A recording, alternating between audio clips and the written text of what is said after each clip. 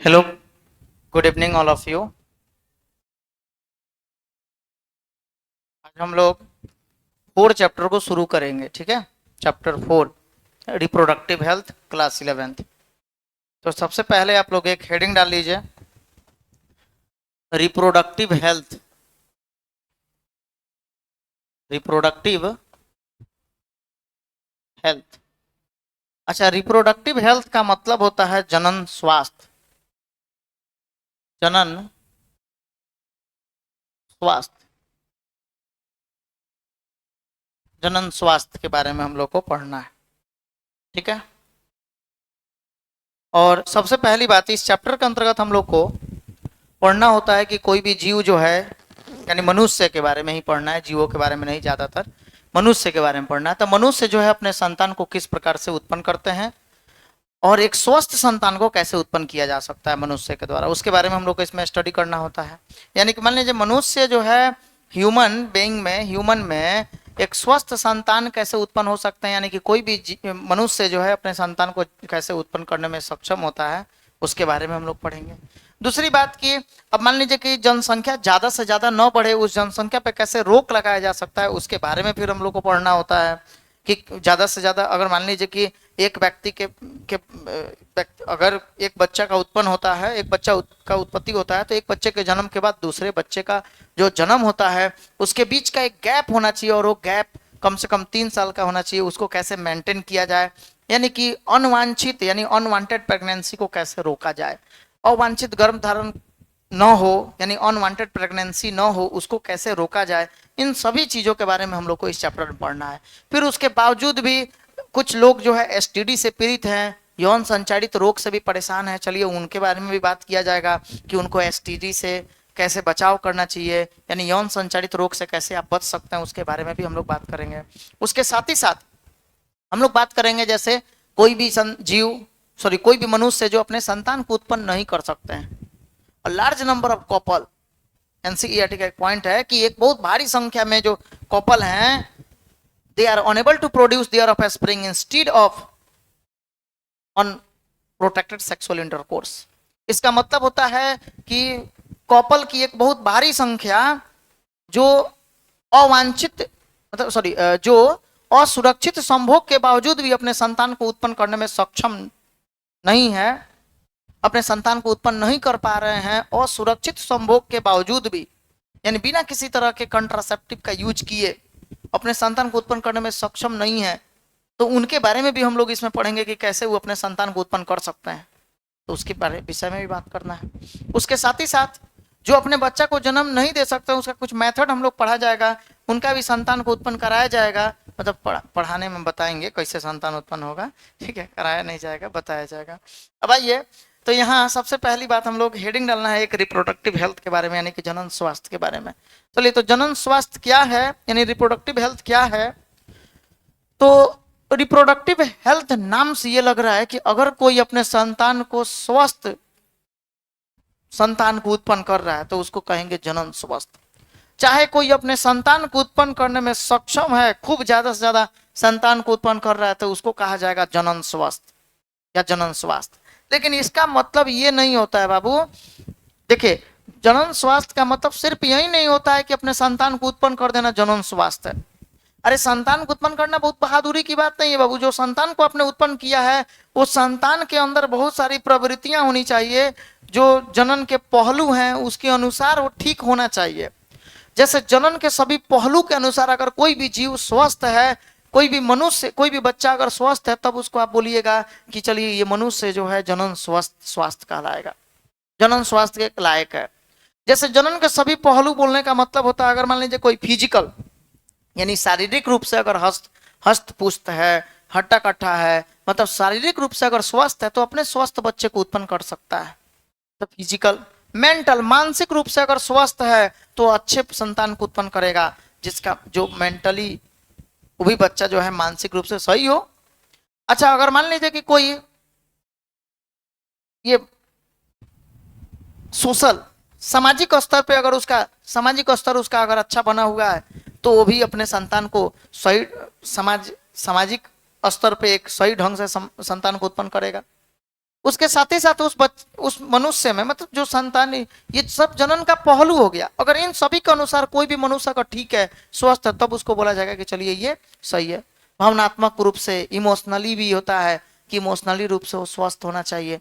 तो जनन के सभी पहलुओं के अनुसार अगर कोई व्यक्ति स्वस्थ है तब उसको हम लोग कहते हैं जनन स्वास्थ्य। अब आइए सबसे पहले इसको डिफाइन करते हैं, यानी रिप्रोडक्टिव हेल्थ क्या है। हेडिंग डालिए जरा, रिप्रोडक्टिव हेल्थ, और इसका एक डिफिनेशन लिखते हैं हम लोग। अकॉर्डिंग टू WHO, WHO का पूरा नाम है वर्ल्ड हेल्थ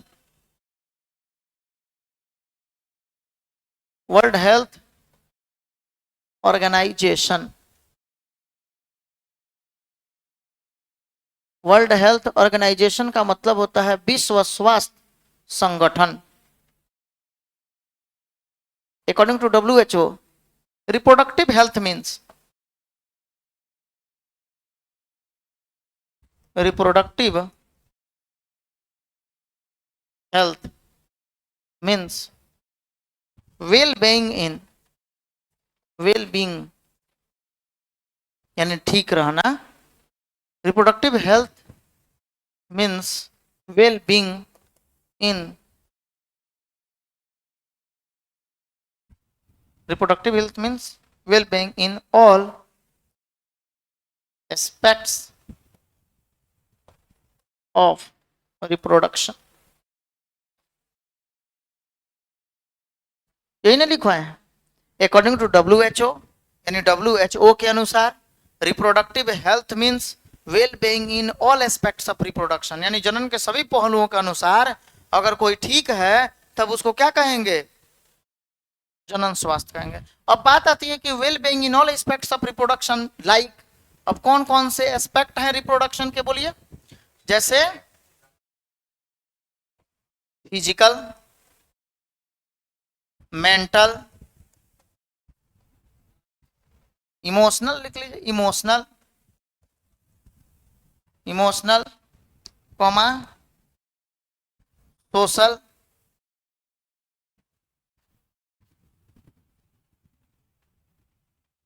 एंड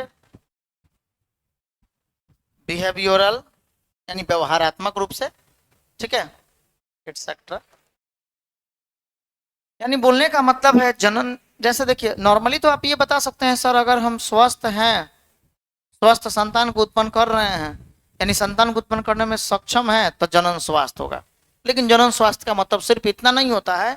जनन स्वास्थ्य का मतलब होता है जनन के सभी पहलुओं, जैसे शारीरिक, मानसिक, इमोशनल यानी भावनात्मक, सोशल सामाजिक, और बिहेवियरल यानी व्यवहारात्मक रूप से अगर आप स्वस्थ हैं, ठीक हैं, तभी आपको माना जाएगा जनन स्वास्थ्य। बात समझ में आया? तो जनन स्वास्थ्य का मतलब लिख लिए, लिख लेंगे इसको, जनन स्वास्थ्य का मतलब। अब इसका हिंदी लिख लीजिए,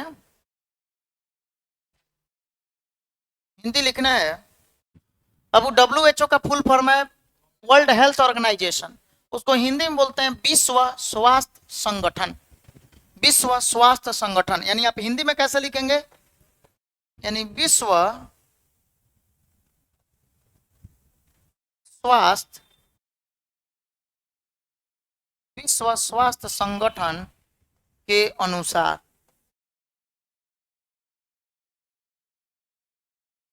विश्व स्वास्थ्य संगठन के अनुसार, विश्व स्वास्थ्य संगठन के अनुसार क्या हो जाएगा,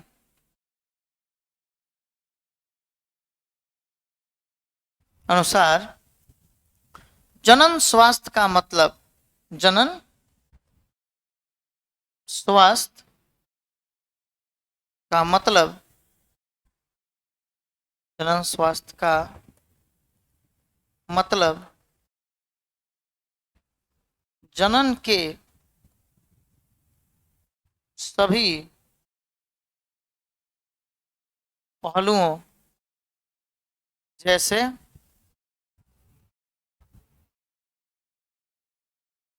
शारीरिक, विश्व स्वास्थ्य संगठन के अनुसार, जनन स्वास्थ्य का मतलब जनन के सभी पहलुओं जैसे शारीरिक, मानसिक, मानसिक, कौमा व्यवहार, भावनात्मक, भावनात्मक,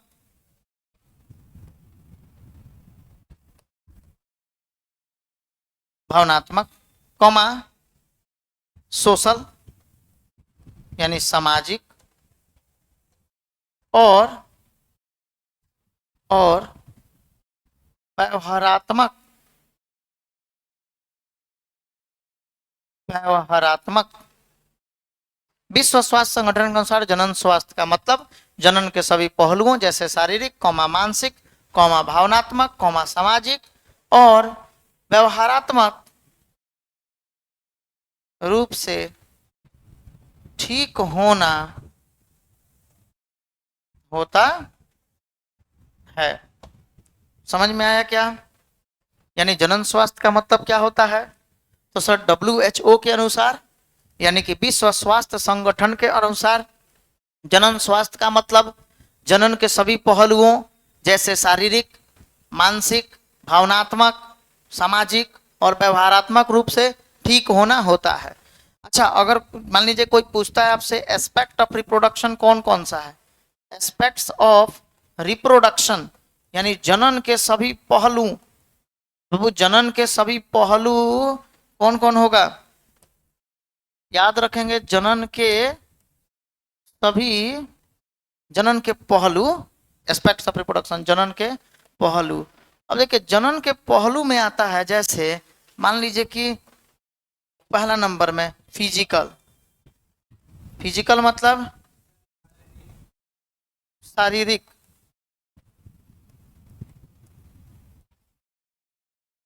शारीरिक फिजिकल। दूसरे नंबर में मेंटल, सॉरी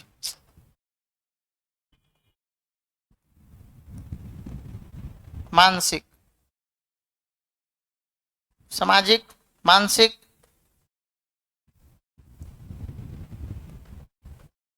बिहेवियरल, व्यवहारिक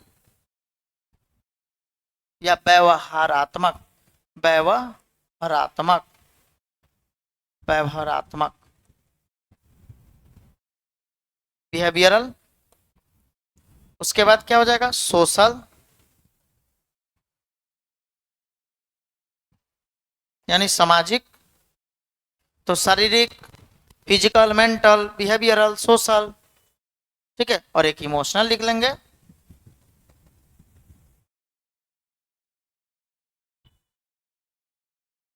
इमोशनल मतलब भावनात्मक हो जाता है। यानी कि ये सब के सब जनन के पहलू हैं। और अगर कोई भी जीव जनन के सभी पहलुओं के अनुसार अगर कोई भी व्यक्ति सॉरी अगर स्वस्थ है, इनके अनुसार अगर ठीक है, तभी उसको आप बोलिएगा कि वो स्वस्थ संतान को उत्पन्न कर सकता है, यानी वो जनन के लिए स्वस्थ है। तो जनन स्वस्थ क्या है, जनन स्वास्थ्य क्या है? तो आप क्या बोलिएगा? सर जनन के WHO के अनुसार जनन स्वास्थ्य का मतलब जनन के सभी पहलुओं जैसे शारीरिक, मानसिक, बिहेवियरल, व्यवहारात्मक, सामाजिक, सोशल, इमोशनल यानी भावनात्मक रूप से अगर ठीक है, तब उसको बोला जाएगा क्या? कि वो जनन स्वास्थ्य यानी जनन के लिए क्या है? स्वस्थ है। चलिए हो जाएगा।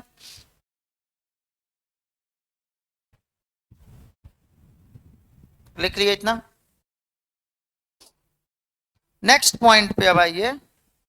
अब हम लोग फैमिली प्लानिंग को लिखेंगे, यानी परिवार नियोजन क्या होता है, इसको उतार लीजिए।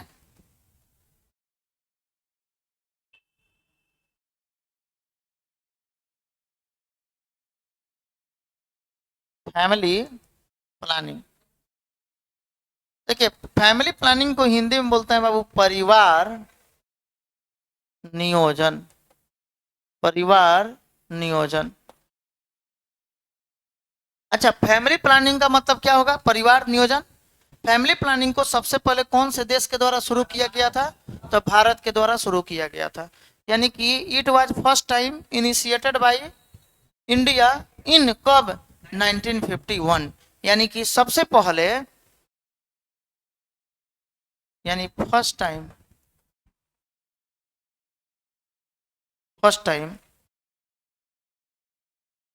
Family planning, first time family planning was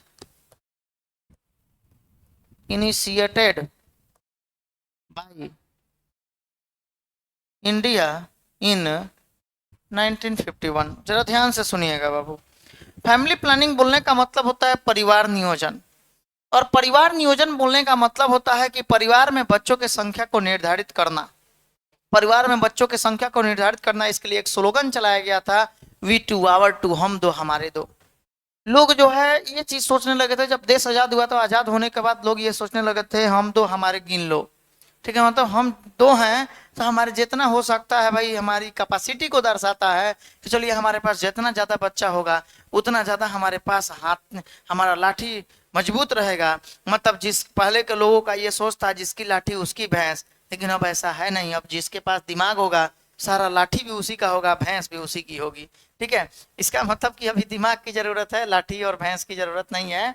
तो इसके अनुसार अगर हम लोग सोचें, मान लीजिए कि परिवार में अगर बच्चों की संख्या बढ़ते जाए तो ना तो आप बच्चों को सही तरह से शिक्षा दे पाएंगे, और ना ही उनको बीमार होने पे सही तरह से मेडिसिन करा पाएंगे, नहीं उनका सही तरह से उपचार हो पाएगा।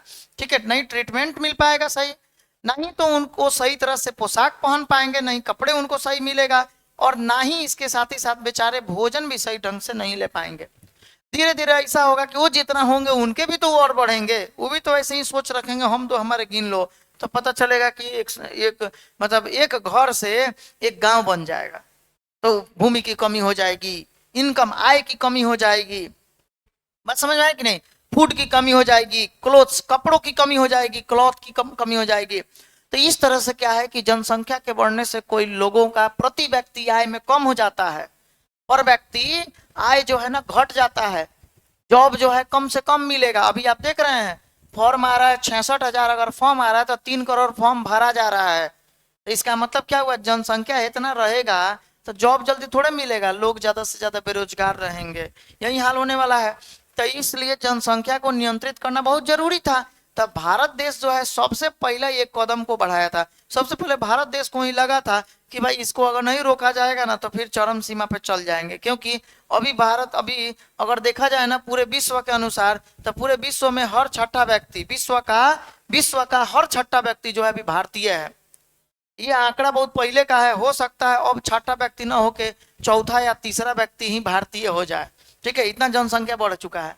तो इसलिए फैमिली प्लानिंग को, परिवार नियोजन को सबसे पहले फर्स्ट टाइम यानी पहली बार फैमिली प्लानिंग यानी परिवार नियोजन को इनिशिएटेड यानी प्रारंभ किया गया था भाई इंडिया इन 1951 यानी 1951 ईस्वी में। सबसे पहले परिवार नियोजन को कौन से देश के द्वारा शुरू किया गया था, भारत देश के द्वारा शुरू किया गया था। तो इसमें लिखेंगे पहली बार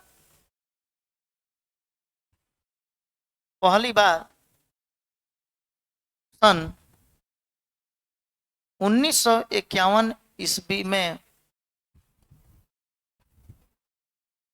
परिवार नियोजन को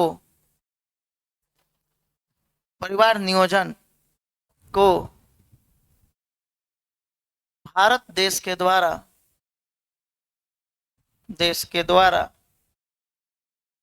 शुरू किया गया था, शुरू किया गया था। बात समझ में आया? यानी पहली बार फैमिली प्लानिंग को मतलब परिवार नियोजन को सबसे पहले कौन से देश के द्वारा शुरू किया गया था और कब? तो पहली बार फैमिली प्लानिंग को यानी परिवार नियोजन को भारत देश के द्वारा शुरू किया गया था। कब? 1951 ईस्वी में। इस बात को याद रखिएगा। इसके लिए एक स्लोगन यानी नारा लगा था। कौन सा नारा? We two our two. इसका मतलब हुआ हम दो हमारे गिन लो, नहीं हमारे भी दो, वी टू हम दो हमारे दो,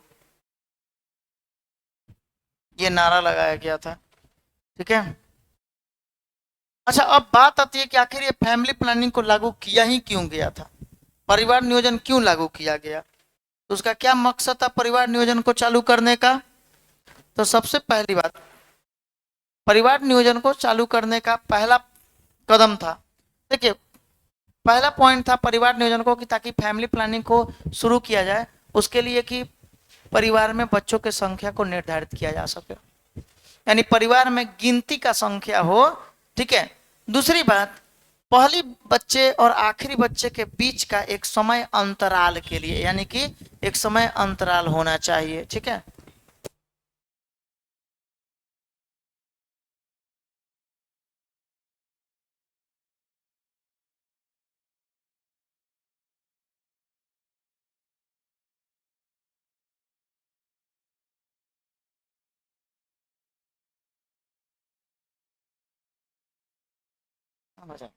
चलिए, अच्छा अब उसके बाद क्या हो जाएगा, यानी कि सबसे पहले ये पॉइंट आता है कि परिवार में बच्चों की संख्या को निर्धारित किया जाए। दूसरी बात क्या होता है कि to get rid of unwanted pregnancy या टू अवॉइड अनवांटेड प्रेगनेंसी, यानी अवांछित गर्भधारण से बचने के लिए। दूसरे पॉइंट में क्या होगा, तो दूसरा नंबर में यह आ जाता है to determine the number of children in family, यानी परिवार में बच्चों की संख्या को निर्धारित किया जाए। और फिर हो जाएगा क्या, to bring about wanted pregnancy, यानी कि वांछित गर्भधारण को जन्म देने के लिए। ठीक है। और लास्ट पॉइंट हो जाएगा to take interval between first and last child. ठीक है। यानी पहली और आखिरी बच्चे के जन्म के बीच का अंतराल होना चाहिए, जो अप्रोक्सीमेटली लगभग 3 ईयर, कम से कम 3 साल का गैप होना चाहिए। तब परिवार नियोजन इसी के लिए लागू किया गया था। ठीक है। परिवार नियोजन लागू करने का मकसद क्या था, तो 1951 ईस्वी में जब भारत देश के द्वारा सबसे पहले परिवार नियोजन को लागू किया गया, तो उसका मकसद क्या था। तो एक क्वेश्चन के तरीके से आप लिख सकते हैं, why family planning, why family, board में ऐसे क्वेश्चन पूछा जाता है, why family planning was essential, यानी आखिर क्या कारण रहा होगा कि परिवार नियोजन को शुरू किया गया था, यानी परिवार नियोजन क्यों आवश्यक था। बात समझ में आया, परिवार नियोजन आवश्यक क्यों था। ठीक है। परिवार नियोजन आवश्यक क्यों था, तो क्या बोलेंगे बाबू, परिवार नियोजन आवश्यक क्यों था, इसका कारण क्या होगा जी, काहे आवश्यक था। तो सर सबसे पहले पहले नंबर में to avoid unwanted pregnancy, to avoid unwanted pregnancy, यानी इसका मतलब हुआ अवांछित अवांछित गर्भधारण से, अवांछित गर्भधारण यानी अनवांटेड प्रेगनेंसी, अवांछित गर्भधारण से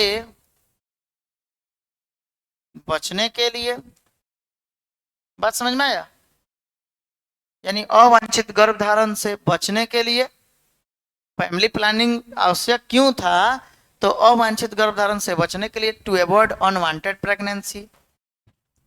दूसरे नंबर पॉइंट क्या हो जाएगा, दूसरे नंबर में to determine the, to determine, determine मतलब होता है बाबू निर्धारित करना, तो to determine the, to determine the number of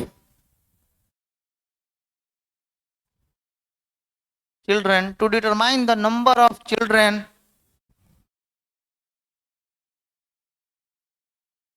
in family, यानी इसका मतलब हुआ परिवार में बच्चों की संख्या को निर्धारित करने के लिए, to determine the number of children in family, यानी परिवार में बच्चों के संख्या को निर्धारित करने के लिए, क्या निर्धारित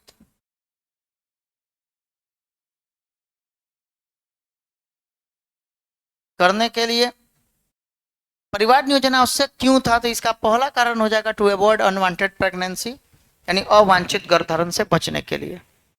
दूसरा नंबर में to determine the number of children in family, यानी परिवार में बच्चों की संख्या को निर्धारित रखने के लिए, यानी कि गिनती की संख्या को रखा जाए। गिनती की संख्या बोलने का मतलब होता है ना कि जब उसको गिना जाए परिवार में बच्चा तो आसानी से गिना जा सके, ऐसा नहीं कि दो भूल जाए कहाँ गया, ऐसा वाला नहीं होना चाहिए।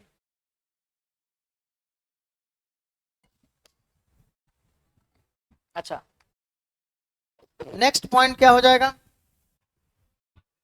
यानी कि आप जिस बच्चे को जन्म देना चाहते हैं, देखिए अवांछित गर्भधारण का मतलब हुआ कि अगर मान लीजिए 2 को बच्चा हो गया तो इसके बाद जो तीसरा बच्चा होने वाला है वो अनवांटेड हो गया, अवांछित हो गया, उसको जन्म नहीं दें।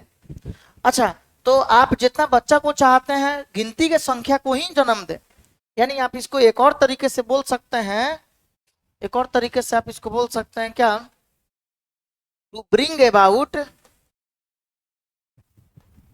To bring about wanted pregnancy, यानी वांछित गर्भधारण के लिए, to bring about wanted pregnancy, इसका मतलब क्या होता है, वांछित, वांछित गर्भ धारण के लिए, यानी वांछित गर्भधारण के लिए आप जितना बच्चा को जन्म देना चाहते हैं उतना ही बच्चे को जन्म दें, यानी वो होता है वांछित। अब मान लीजिए 2 से ज्यादा हुआ तो वो अवांछित में आ जाएगा, अनवांटेड हो जाएगा। बात समझ में आया क्या, तो यानी कि to bring about wanted pregnancy, यानी वांछित गर्भधारण के लिए। और फिर डी नंबर में क्या हो जाएगा, तो इसमें to take interval between, to take interval between, interval का मतलब होता है गैप, यानी थोड़ा अंतराल देना, to take interval between first and, first and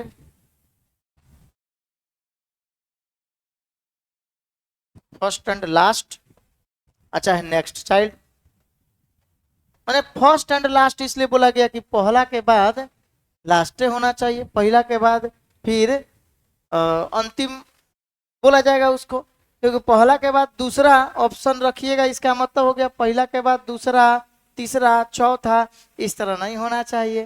तो यानी to take interval between first and last child, यानी पहली और आखिरी बच्चे के जन्म के बीच अंतराल, ठीक है, पहली और आखिरी बच्चे के जन्म के बीच अंतराल जो कितना होता है लगभग, तो अप्रोक्स 3 इयर्स का होना चाहिए।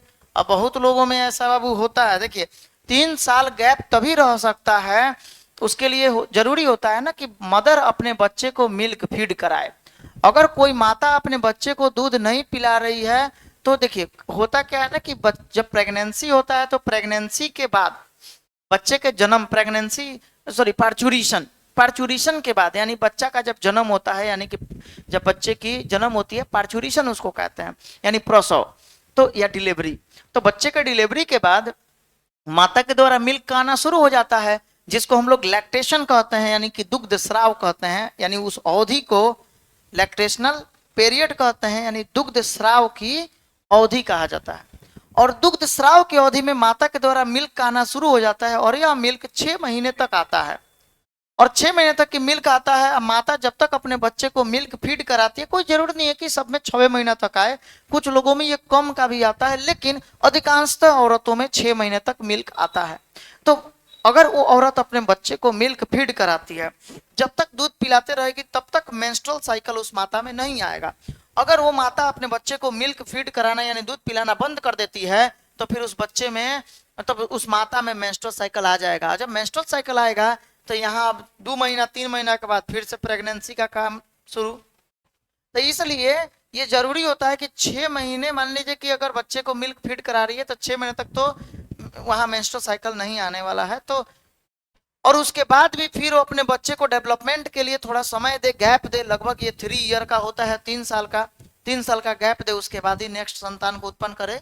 तो लिख लेंगे पहली और आखिरी बच्चे के जन्म के बीच, इसका मतलब हो जाएगा पहली और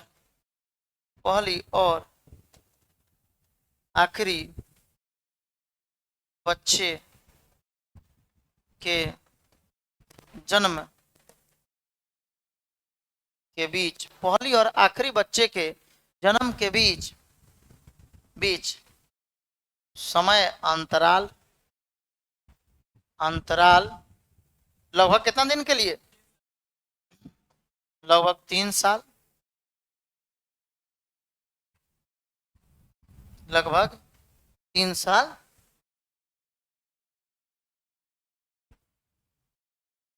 यानी अंतराल के लिए कर लेंगे, हो जाएगा। पहली और आखिरी बच्चे के जन्म के बीच बीच समय अंतराल के लिए लगभग 3 साल के लिए, ठीक है, ब्रैकेट में 3 साल लिख लेंगे, यानी लगभग 3 साल के लिए होता है, तो 3 साल के अंतराल देना होगा। तो ये होता है फैमिली प्लानिंग यानी परिवार नियोजन, यही का होता है। बात समझ में आया? चलिए अब यहाँ पे एक चीज हम लोग पॉइंट देखेंगे। परिवार नियोजन तो चल ही रहा था, फैमिली प्लानिंग ठीक ठाक चल रहा था, लेकिन कुछ परेशानियां धीरे धीरे उत्पन्न होना शुरू हुआ। अब परेशानी ये उत्पन्न होना शुरू हुआ, जैसे मान लीजिए कि आप पहला और आखिरी बच्चे के जन्म के बीच अंतराल, मान लीजिए कि अंतराल तो रख लेंगे, ठीक है। अब ये आप सोचिएगा कि अगर वी टू आवर टू, हम दो और हमारे दो, यानी अगर हम दो हैं तो हमारे बच्चे भी दो होना चाहिए। तो अगर 2 बच्चे उत्पन्न हो रहे हैं तो सपोज मान लीजिए उसमें से देखिए सबसे बड़ी बात यह है कि 2 बच्चा या 200 बच्चा हो उससे मतलब नहीं है, लेकिन 2 बच्चा हो पर वो जीवित रहना चाहिए। बस समझ में आया? अगर 2 बच्चा हो रहा है दोनों मर जाए तो फिर उसके बाद आप फिर सोचे कि चलिए कोई बात नहीं, फिर से ट्राई करते हैं, फिर नेक्स्ट संतान उत्पन्न होगा। अब ऐसे अगर बार बार प्रक्रिया चलते रहे, मान लीजिए कि चूंकि पहले बीमार बहुत ज्यादा बच्चा होता था, चूंकि लोग अगर इस पे ध्यान देने लग गए कि वी टू आवर टू, हम दो हमारे दो, कहीं मान लीजिए हम दो हमारे दो के बाद आप ये ऑपरेशन करवा लें, कहीं अगर आप ये यूट्रस को सर्जिकली रिमूव करवा दें, तब तो आप 2 हैं तो बच्चा 2 ही रहा, उसके बाद तो बच्चा हो नहीं सकता है, कहीं वो बच्चा मर गया। बात समझ में आ रहा है? तो इसका मतलब वी टू आवर टू, तो फिर ये गलत साबित हो जाएगा उसके लिए। तो और अगर मान लीजिए कि ठीक है किसी में अगर ऑपरेशन नहीं हुआ, 2 बच्चा अगर मर भी गया, तो वो सोचेगा कि चलो फिर से ट्राई करेंगे, फिर से संतान उत्पन्न होगा। लेकिन इससे क्या होगा कि उस माता पे तो गलत प्रभाव पड़ेगा, और इधर मनुष्य की गुणवत्ता भी कम होते जाएगा, मनुष्य की क्वालिटी घटते जाएगा दिन पर दिन। तो to improve the quality of people, यानी मनुष्य के गुणवत्ता को बढ़ाने के लिए फैमिली प्लानिंग को, परिवार नियोजन को किसमें चेंज कर दिया गया? आरसीएच में बदल दिया गया। कब बदला गया? 1977 में, 1977 ईस्वी में फैमिली प्लानिंग को यानी कि परिवार नियोजन को आरसीएच में कन्वर्ट कर दिया गया। क्यों किया गया? To improve the quality of people, यानी कि व्यक्तियों के गुणवत्ता को बढ़ाने के लिए परिवार नियोजन को आरसीएच में यानी reproduction and child health care में बदल दिया गया। चलिए तो एक नोट पॉइंट बनाना है, और नोट पॉइंट बनाकर लिखिएगा, to improve the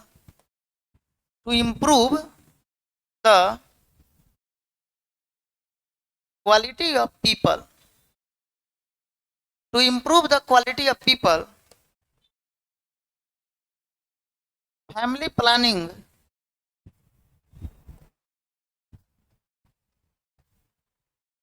was changed into, to improve the quality of people, family planning was changed into RCH।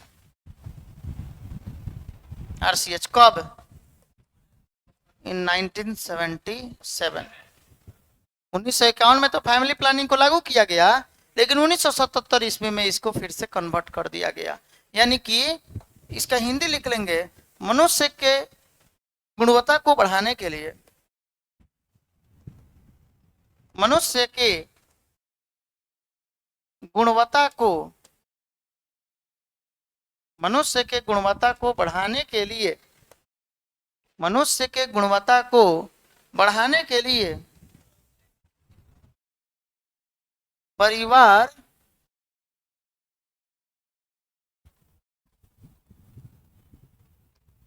नियोजन को